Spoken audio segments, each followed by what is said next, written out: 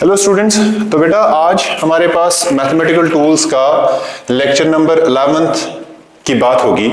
अभी तक जो टॉपिक्स ये जो टॉपिक है ये 11th का है, सब्जेक्ट फिजिक्स है। तो चलिए हम सीधा चलते हैं अगली स्लाइड की तरफ। तो अभी तक जो हमने पढ़ा है उसमें हमने ट्राइगोनोमेट्री के 2 लेक्चर्स कंप्लीट किए हैं, अलाइड एंगल का 1 लेक्चर कंप्लीट किया है, लॉगरिथमिक फंक्शंस का 1 लेक्चर कंप्लीटेड है, कोऑर्डिनेट जियोमेट्री का 1 लेक्चर जिसमें हमने बेसिक्स कैलकुलेट किया, बेसिक्स डिस्कस किए थे, उसका 1 लेक्चर हमारे पास कंप्लीटेड है।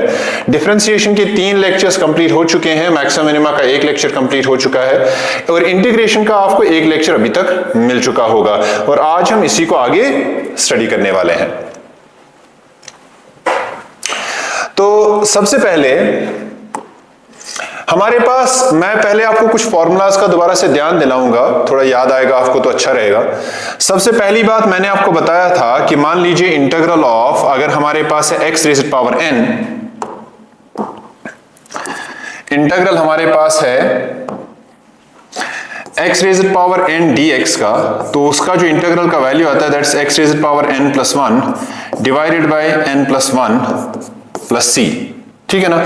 और इसी तरह से मैंने आपको बताया था कि अगर मेरे पास मान लीजिए इंटीग्रल हो e rays power x dx का, तो इसका इंटीग्रल वापस e रेज़ पावर x ही आता है और प्लस c आता है, क्योंकि ये आपके पास कौन सा इंटीग्रल हुआ करता था, इनडेफिनेट इंटीग्रल। मैं आपको दोबारा से याद दिला दूं, हमारे पास इंटीग्रेशन जो है, मैंने आपको बताया था इंटीग्रेशन जो आपके पास है ये 2 तरह का होता है। एक हमारे पास कहलाता है इनडेफिनेट इंटीग्रल, इनडेफिनेट इंटीग्रल है ना, और दूसरा हमारे पास कहलाता है डेफिनेट इंटीग्रल।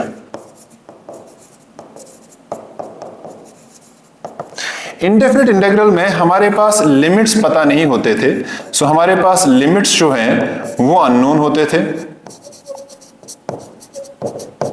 ठीक। और इस केस में हमारे पास लिमिट्स जो है वो हमें आइडिया होता था उसका बराबर बराबर। ये लिमिट्स क्या होता था, अगर मैं आपको ये बताऊं यहां पे कि लिमिट्स असल में होता क्या है, लिमिट्स ये होता था, लिमिट्स यहां पे जो है वो पता था हमारे पास नोन। अच्छा, ये लिमिट्स क्या होता था, लिमिट्स हमारे पास ये आइडिया, हमें इस चीज से लिमिट से हमें ये आइडिया होता था कि ये फंक्शन x की किस वैल्यू से किस वैल्यू तक एक्सटेंड करती है। जैसे मान लीजिए मेरे पास x जो है वो y जो मेरे पास y जो है वो x स्क्वायर के बराबर है। अगर मैं आपको बताऊं बेटा चलो इसका इंटीग्रल करो x स्क्वायर के रेस्पेक्ट, ये dx के रेस्पेक्ट में, तो आप बोलोगे सर ठीक है, आपके पास x स्क्वायर dx है, इसका इंटीग्रल आप करोगे कोई वैल्यू आएगा, फाइन, दैट्स फाइन। बट एक चीज यहां पे जो सोचने वाली है वो ये है कि हमें ये नहीं पता कि x का वैल्यू किस वैल्यू से किस वैल्यू तक एक्सटेंड करता है। मान लीजिए x का जो इनिशियल वैल्यू होगा या फाइनल वैल्यू होगा, हमें अगर इनका कोई आइडिया नहीं है, तब जो हम इंटीग्रल यहां पे डिस्कस करने वाले हैं that will B indefinite integral. लेकिन अगर हमें इनका वैल्यू पूरी तरह से पता होगा, लाइक अगर हमारे पास फाइनल वैल्यू x का क्या है और इनिशियल वैल्यू x का क्या है, अगर हमें वो चीजों का आइडिया है, तब हम जिस इंटीग्रल की बात करेंगे उसको क्या बोलेंगे बेटा, डेफिनेट इंटीग्रल। बात समझ में आ रही है। तो इंटीग्रेशन मैंने आपको ऑलरेडी बताया है कि आपके पास इंटीग्रेशन जो है ये 2 तरह का होता है, ठीक। तो चलिए जरा आगे बढ़ते हैं। तो आपको मैंने पहला फॉर्मूला यहां पे बता दिया है कि पहला फॉर्मूला आपके पास x रेज़ पावर n का है, जिसका वैल्यू हमारे पास x rays power n plus 1 divided by n plus 1। इसी तरह से e रेज़ पावर x का, इसी तरह से कुछ फॉर्मूलाज और भी हैं, बाकी फॉर्मूलाज तो इसमें बहुत सारी है। जैसे कि हमारे पास अगर कांस्टेंट टाइम्स dx होगा तो आपको ये कांस्टेंट जो है वो बाहर आता हुआ दिख रहा था और आपके पास dx आता था और उसी को हम constant times x plus c बोलते थे, ठीक है ना। और एक और चीज, मान लीजिए आपके पास कांस्टेंट है और साथ में कोई फंक्शन है x का और यहाँ पे मल्टीपल है dx, तो आपके पास इस केस में कांस्टेंट जो है वो बाहर आता था और यहाँ पे f ऑफ x dx का जो है वो सीधा सीधा इंटीग्रल होता था। बात समझ में आ रही है। अच्छा, एक और चीज आपके पास, जिस तरह से मैंने आपको एक और बात बताई हुई थी कि जो आपके पास इंटीग्रेशन और डिफरेंशिएशन है, these are 2 opposite process of one another. मतलब जो डिफरेंशिएशन में होता है, इंटीग्रेशन उसका उल्टा होता है। जैसे कि मैंने आपको कहा था कि मान लीजिए अगर हमारे पास एक फंक्शन है f ऑफ x, तब अगर इसका मैं डेरिवेटिव करूंगा यानी कि dy बाई dx, तो मुझे यहां से मिलेगा क्या, f dash x।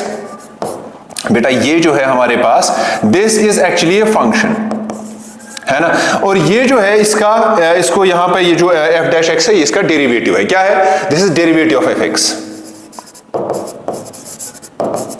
Derivative of F of x. अच्छा सोचो, अगर हमारे पास फंक्शन से हमें डेरिवेटिव निकालना था तब हमारे पास हम डिफरेंशिएशन यूज करते थे, यानी कि अगर हमारे पास फंक्शन से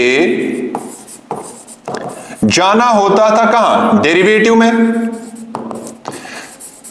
और दूसरा केस क्या हो सकता था, डेरिवेटिव से जाना हो सकता है फंक्शन में। अगर फंक्शन से डेरिवेटिव में जाना होगा तो करेंगे डिफरेंशिएशन, क्या करेंगे, और अगर डेरिवेटिव से फंक्शन में जाना होगा तो करेंगे क्या, इंटीग्रल। बात आपको समझ में आई है। तो अगर हमारे पास फंक्शन से डेरिवेटिव तक जाना होगा तो हम डिफरेंशिएशन करेंगे, और डेरिवेटिव से वापस फंक्शन में आना हो तो हम इंटीग्रल करेंगे। ये आप सिंपल सा ऐसे भी याद रख सकते हैं कि जो हमारे पास इंटीग्रल और डिफरेंशिएशन है ये एक दूसरे का उल्टा प्रोसेस है। जो काम इंटीग्रेशन करता है डिफरेंशिएशन उसी का उल्टा काम करता है।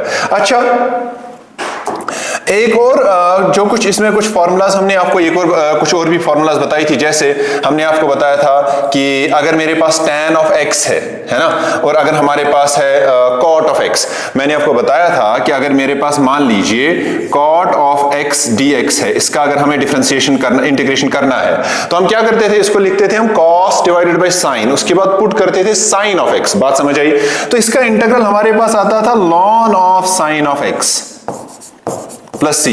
इसी तरह से जब हम इंटीग्रल करते थे किसका, यहां पे साइन हो गया, अगर हम tan ऑफ x dx का इंटीग्रल करते थे तो आपको बेटा पता चलता था कि वो आपके पास minus ln of cos of x plus सी।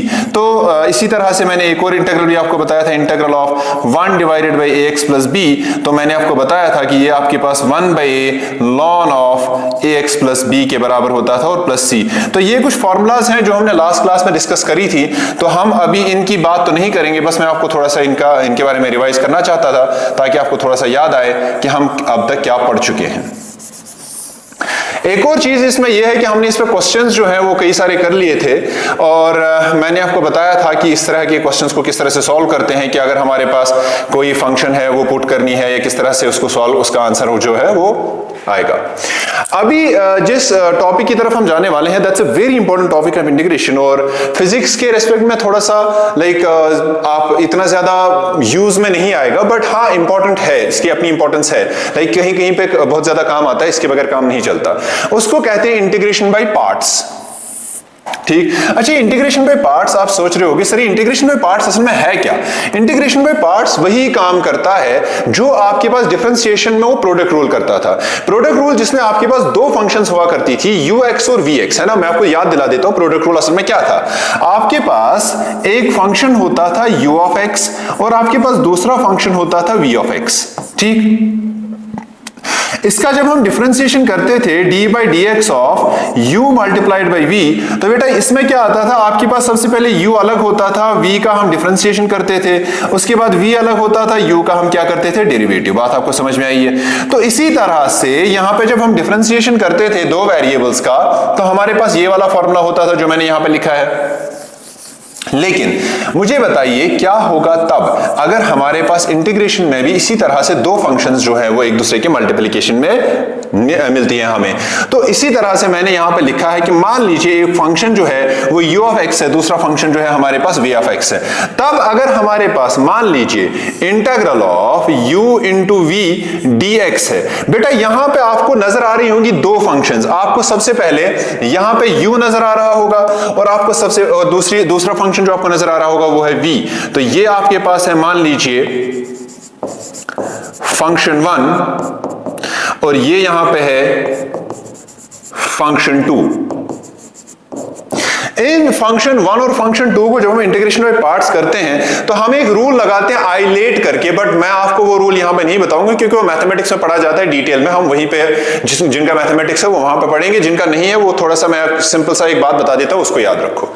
इसमें आपको एनालाइज करना है दो फंक्शंस में, आपको एनालाइज करना है कि किस फंक्शन का डिफरेंशिएशन होगा आसानी से, या कौन सी फंक्शन डिफरेंशिएशन में, मतलब जैसे कि हमारे पास मान लो x क्यूब है, x क्यूब का डिफरेंशिएशन करेंगे करेंगे तो क्या आएगा 3x², दोबारा डिफरेंशिएशन करेंगे तो क्या आएगा 6x, एक और बार डिफरेंशिएशन करेंगे तो आएगा 6, और एक और बार डिफरेंशिएशन करेंगे आएगा 0। तो बात ऐसी है कि कुछ फंक्शंस ऐसी होती है जिनका डिफरेंशिएशन करते करते हम जाएंगे तो वो एक टाइम पे वैनिश हो जाती हैं। इसी तरह से इंटीग्रेशन में ऐसा कुछ नहीं होता। तो हमें यहां पे देखना पड़ता है कि किस फंक्शन का डिफरेंशिएशन आसान होगा और किस फंक्शन का इंटीग्रेशन आसान होगा। तो उस फंक्शन को हम यहां पे देखते हैं, एक को रखते हैं डिफरेंशिएशन के लिए, दूसरे को रखेंगे इंटीग्रेशन के लिए। मान लीजिए मैंने यहां पे जो ये u है मैंने रखा इसको फॉर डिफरेंशिएशन और इस वाले को रखा फॉर इंटीग्रेशन। बात समझ में आ रही है? तब यहां पे इसका जो वैल्यू है, ये जो ये जो u इंटू v dx है, इसका इंटीग्रल है, तब हमारे पास सबसे पहले जिसको डिफरेंशिएशन के लिए रखा है इसको अलग से, इसका कुछ नहीं करेंगे, और यहां पे v dx, उसके बाद माइनस इंटीग्रल करेंगे। अब जिसको डिफरेंशिएशन के लिए रखा है उसका डिफरेंशिएशन करेंगे, और उसके बाद जिसका इंटीग्रल करना था उसको ऐसे ही रखेंगे यहां पे, और उसके बाद यहां पे आपके पास ये dx। अच्छा, यहां पे एक और चीज है, इसमें इंटीग्रल भी हो रहा है बेटा यहां पे, ठीक है, और उसके बाद यहां पे dx और पूरे का साथ में dx। तो बेटा यहां पे ये जो है this formula is called as integration by parts. इसको इंटीग्रल बाय पार्ट्स बोला जाता है। क्या बोला जाता है? Integration by parts. जरा देखिए फिर से, मैंने यहां पे दो फंक्शंस ली है u और v। अब सबसे पहले मैंने एक फंक्शन u को रखा है फॉर डिफरेंशिएशन और v को रखा है फॉर इंटीग्रेशन, ठीक है। ये हमें इसका रूल क्या है? वैसे तो रूल उसको आइलेट बोलते हैं, बट आप यहां पे सीधा सीधा देखोगे कि डिफरेंशिएशन किस फंक्शन का आसान होगा और इंटीग्रेशन किस फंक्शन का आसान होगा। जिसका डिफरेंशिएशन आसान होगा जिसके डिफरेंशिएशन के लिए रखेंगे, दूसरे फंक्शन को खुद ही इंटीग्रल के लिए रखना है। अब अगर आप यहां पे देखें u और v dx, सबसे पहले देखो यहां पे डिफरेंशिएशन के लिए जिसे रखा है उसको अलग रखेंगे और v dx करेंगे। v dx मतलब इस v का इंटीग्रल करेंगे। उसके बाद जिसको डिफरेंशिएशन के लिए रखा था उसका डिफरेंशिएशन करेंगे, फिर से इस v dx का इंटीग्रल करेंगे और जो फंक्शन मिलेगा उस पूरे के पूरे का इंटीग्रल करेंगे। क्या आपको बात समझ में आ रही है बेटा? तो यहां तक ये हमारे पास है इंटीग्रेशन बाय पार्ट्स का फॉर्मूला। एक बार इसको वीडियो पॉज करो और इस फॉर्मूला को लिखो। चलिए आगे बढ़ते हैं अगले स्लाइड की तरफ। यहां पे यही एक सवाल है जिसको हम इंटीग्रेशन बाय पार्ट से सॉल्व करेंगे, ln of x dx, ठीक। अच्छा, सबसे पहले हमें सॉल्व, जो हमारे पास जो क्वेश्चन है that is integral of ln of x dx। मुझे बताओ बेटा, अगर मैं इसको ऐसे रखूं, ध्यान से समझना, मैं इसको क्या रखूं 1 multiplied by ln of x dx, ठीक। दो फंक्शंस आ गई, बिल्कुल। अब सुनो, लिखना बंद, बोर्ड की तरफ ध्यान से। ये जो 1 है, this 1 here, this is function 1, मान लीजिए f1x, और ये जो चीज यहां पे है ये आपके पास है फंक्शन 2, मान लीजिए f2x। अब मुझे बताओ, क्या आपके पास इंटीग्रल में कोई फॉर्मूला है ln x का? नहीं, आपके पास ln x का कोई इंटीग्रल का फॉर्मूला नहीं है, क्योंकि क्वेश्चन ही असल में वही है। लेकिन ln x का कोई डिफरेंशिएशन का फॉर्मूला है, तो यहां पे हम लिखेंगे we know d by dx of ln of x will be equal to 1 by x, हाँ है ना? ठीक। तो चलो अब इसको रखो डिफरेंशिएशन के लिए और इसको रखो इंटीग्रेशन के लिए।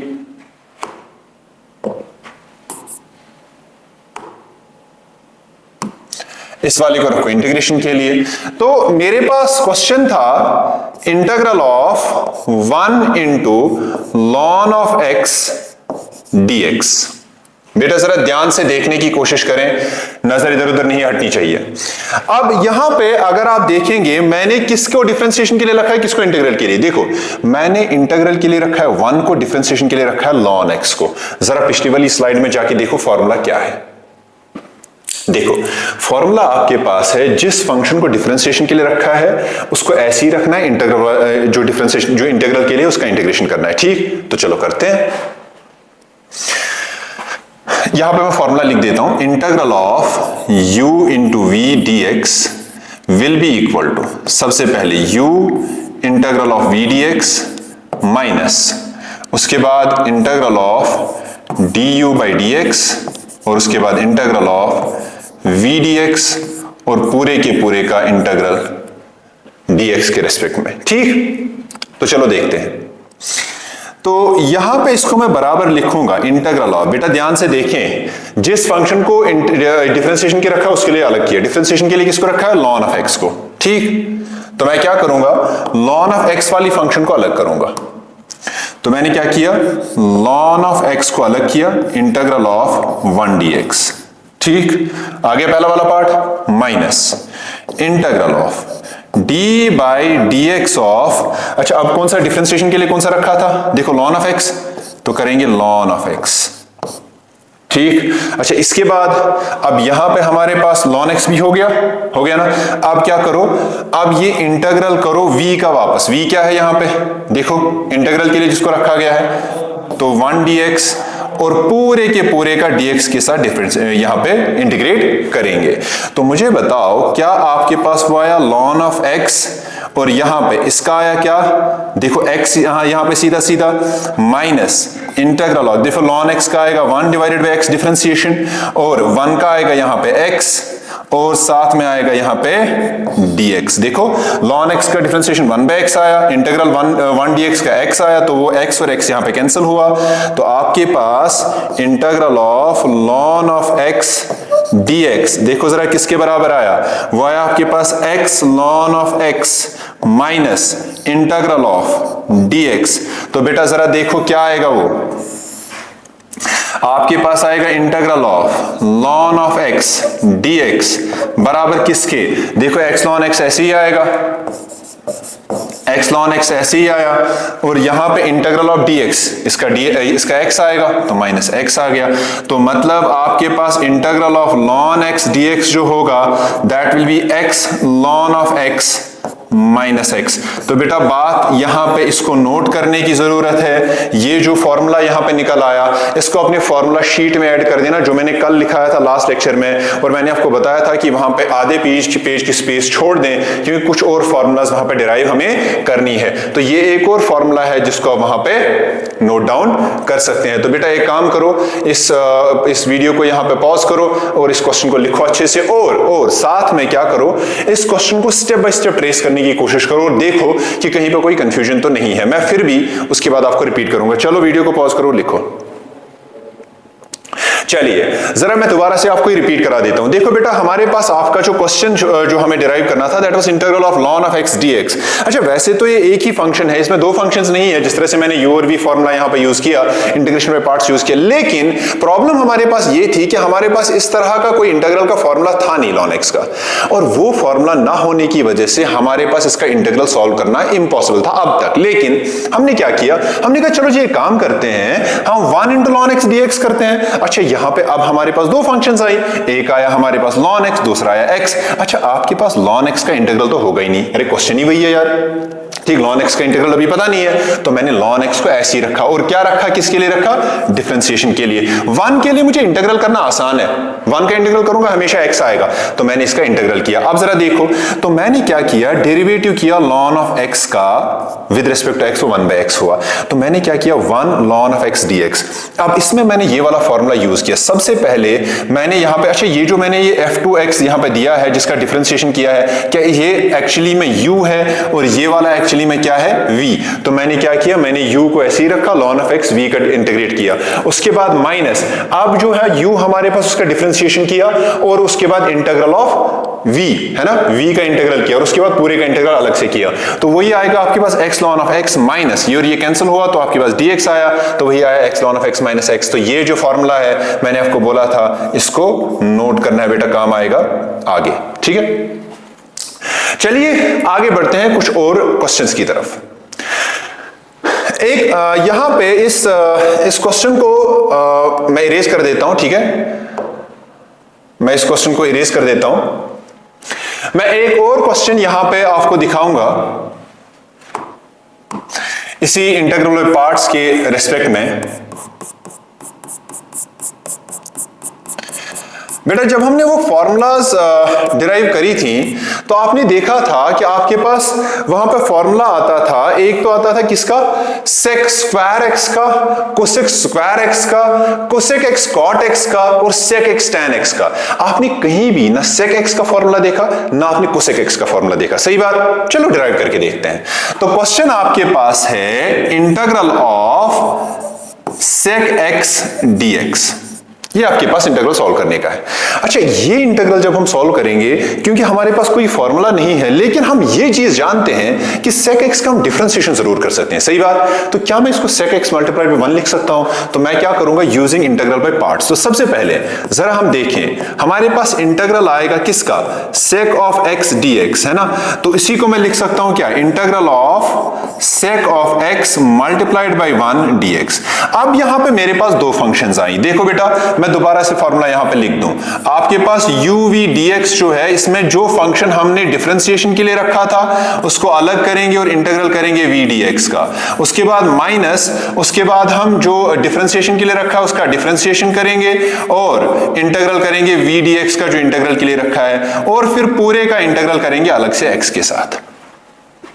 क्या आपको बात समझ आ रही है? अच्छा, यहां पे आपके पास दो फंक्शंस नजर आ रही होंगी। सबसे पहले आपको जो फंक्शन नजर आ रही है that will B sec of x, और दूसरा फंक्शन जो है वो 1 है। अच्छा, यहां पे sec ऑफ x का इंटीग्रल तो हम नहीं कर पाएंगे, क्यों? क्योंकि क्वेश्चन ही वही है और इसका कोई फॉर्मूला भी नहीं हमें पता। तो हम क्या करेंगे, हम sec x को रखेंगे डिफरेंशिएशन के लिए, क्या रखेंगे, और इसको रखेंगे क्या, इंटीग्रल के लिए। ठीक है ना, हम इसको रखेंगे किसके लिए, इंटीग्रेशन के लिए। ठीक, अच्छा, इसका मतलब ये जो आपके पास डिफरेंशिएशन के लिए फंक्शन रखा गया है वो आपके पास u है। So this here is u। तो इसका मतलब आपके पास ये वाला जो फंक्शन है, this function is u and this function here is v। क्या बेटा आपको बात समझ में आ रही है? अब जरा वो वाला फॉर्मूला यूज करके देखो।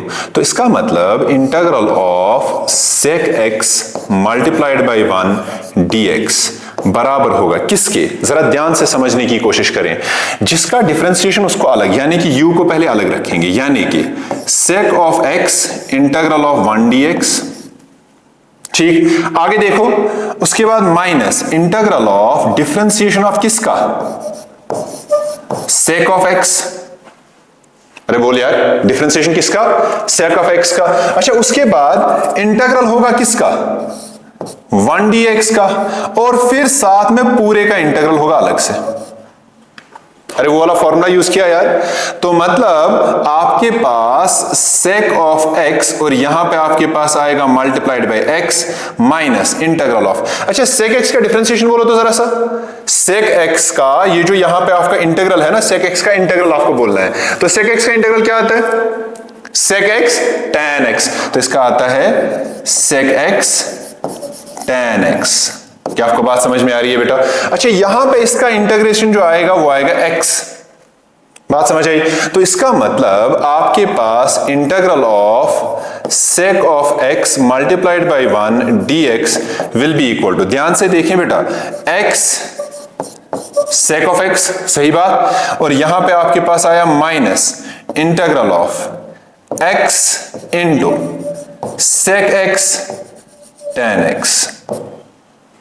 ठीक, क्या sec x tan x का हमें डिफरेंशिएशन पता है? नहीं। क्या इंटीग्रेशन, वैसे डिफरेंशिएशन भी हम इसका कर सकते हैं, क्या इंटीग्रेशन इसका पता है? अरे हाँ, क्या था इंटीग्रेशन, sec x का sec x tan x का इंटीग्रेशन सीधा सीधा sec x होता है। क्यों sorry, sec x tan x का इंटीग्रेशन जो आपके पास है, देखो आपके पास जब डिफरेंशिएशन हम करते थे किसका, sec x का, वो आता था sec x tan x। sec x tan x का इंटीग्रल आएगा तो वापस आएगा sec x। बात आपको समझ आई? तो अब क्या करेंगे, मैंने आपको इस क्वेश्चन को दिखाने का सिर्फ मेरा आइडिया ये था कि इसको सॉल्व कैसे कर सकते हैं, बाकी मैं आपको बता दूंगा कैसे सॉल्व करेंगे। ये ऐसे आया, अगर आप इसे देखेंगे तो इसमें इंटीग्रल बाय पार्ट्स दोबारा से यूज होगा। इसको रखेंगे डिफरेंशिएशन के लिए, इसको रखेंगे इंटीग्रेशन के लिए, तो दोबारा से सॉल्व होगा। फिर इसको दोबारा से ऐसे इसी तरह से स्टेप बाय स्टेप प्रोसेस से सॉल्व करेंगे तो आपका आंसर आ जाएगा। बेटा बात समझ में आई? तो आगे बढ़ते हैं कुछ और क्वेश्चंस की तरफ।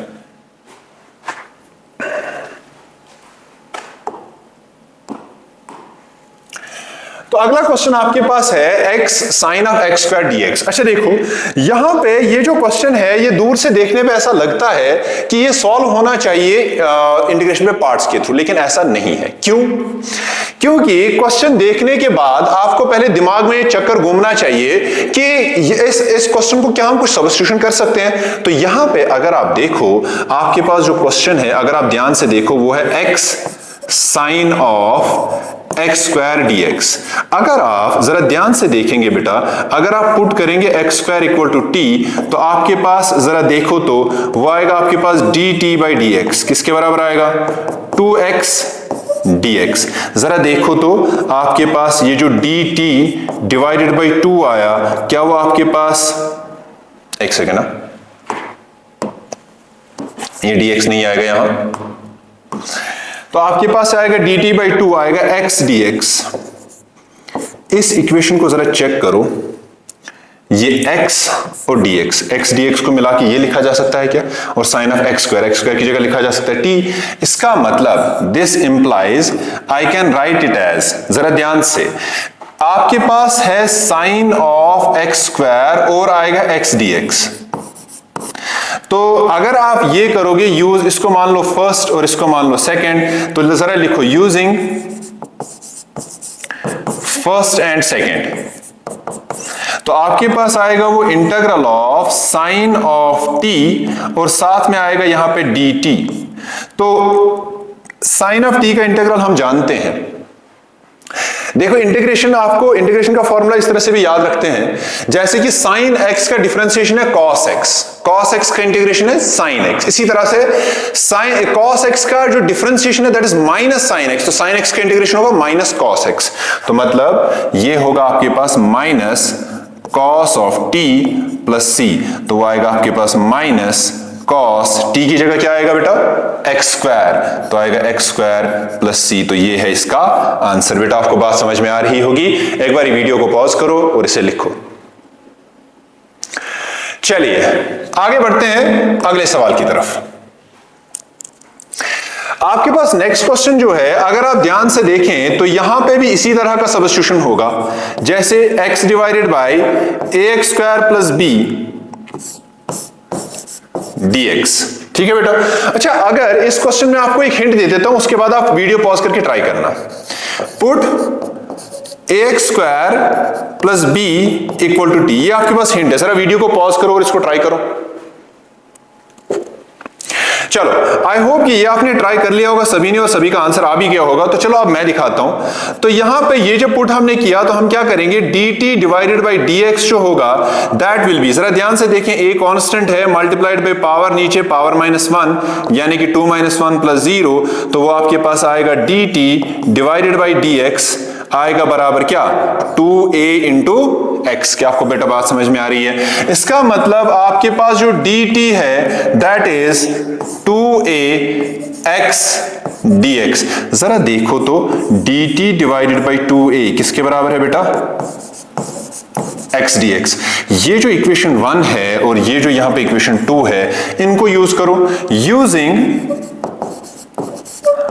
इक्वेशन 1 एंड इक्वेशन 2, इन दोनों को यूज करेंगे तो आपके पास जो क्वेश्चन है अब वो बनेगा। देखो जरा सा, x dx की जगह मैं लिखूंगा क्या, dt बाई 2a, और ax स्क्वायर प्लस b की जगह लिखूंगा क्या, t।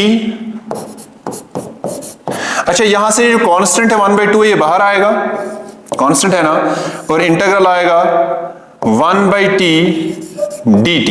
अच्छा 1/t इंटीग्रल, इसका इंटीग्रल क्या होगा, सीधा सीधा बताओ, ln ऑफ t। तो हम लिखेंगे, इसका मतलब आपके पास 1 divided by 2a 1/t dt, ये बराबर होगा 1/2a ln ऑफ t। तो इसका मतलब वो बराबर आएगा 1/2a ln of ax square plus b। क्या बेटा आपको बात समझ में आ रही है यहां तक? अच्छा तो इसका मतलब आपके पास integral of x divided by ax square plus b will be equal to, sorry dx भी है ना, dx भी है साथ में, तो वो आएगा इंटीग्रल, वो ये बराबर आएगा किसके, देखो यहाँ पे c भी है वैसे, 1 divided by 2a ln of ax square plus b plus c। क्या बेटा आपको बात समझ में आ रही है? ठीक, तो यहां तक ये क्वेश्चन है। आई होप कि आपका आंसर यही आया होगा सभी का। एक बार वीडियो को पॉज करो और इसको कंपेयर करो, और अगर ये आंसर नहीं आया है तो इसको लिखो। चलिए आगे बढ़ते हैं। ये भी बिल्कुल इसी तरह का सवाल है, जहां पे आपके पास जो क्वेश्चन दिया गया है बिल्कुल सेम तरह का सवाल है। आपके पास दिया गया है x square divided by ax cube plus b dx, है ना बेटा। इसमें क्या करो, आप एक बार पुट करके देखो, ax क्यूब प्लस b को करो पुट t के बराबर। ठीक, जब आप इसको t के बराबर पुट करोगे तो आपके पास कुछ इस तरह से ये सवाल सॉल्व होगा।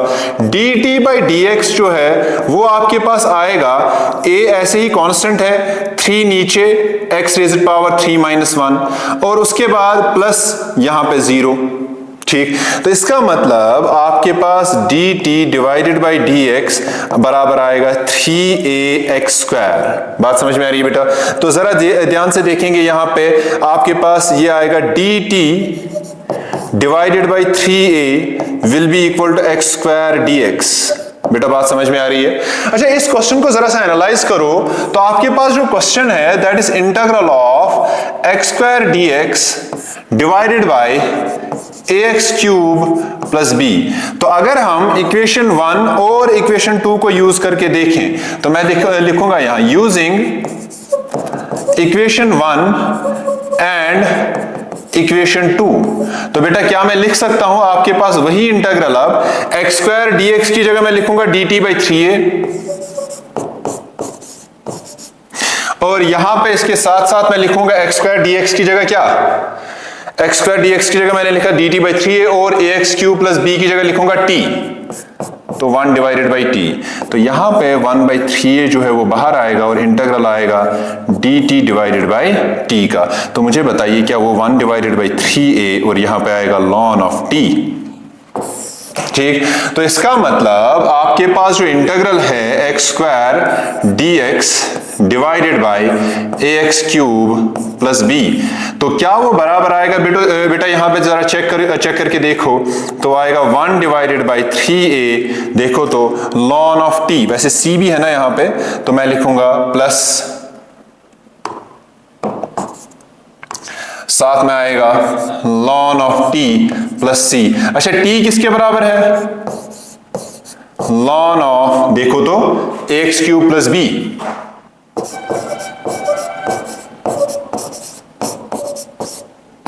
बेटा आपको बात समझ में आई? ठीक, तो ये इस क्वेश्चन का आंसर हुआ। एक बार वीडियो को पॉज करो और इसे लिखो जल्दी से।